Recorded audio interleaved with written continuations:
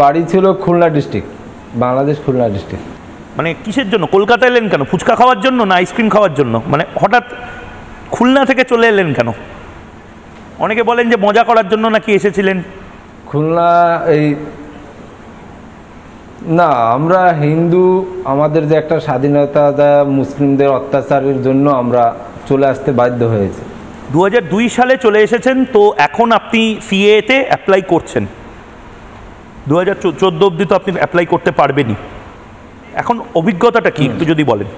অভিজ্ঞতা, এখানে আমরা ভালোভাবে বাঁচতে চাই। যেহেতু আমরা হিন্দু, আমাদের বাংলাদেশে কোনো একটা স্বাধীনতা ছিল না, এই জন্য স্বাধীনতার জন্য আমরা ইন্ডিয়াতে চলে আসছি। যেহেতু আমরা হিন্দু রাষ্ট্র বলে এটা জানি, পরবর্তীকালে সিএতে অ্যাপ্লাই করছি এই কারণে, যেহেতু পরবর্তী জেনারেশনে কোনো সমস্যা না হয় এই জন্য অ্যাপ্লাই করেছি।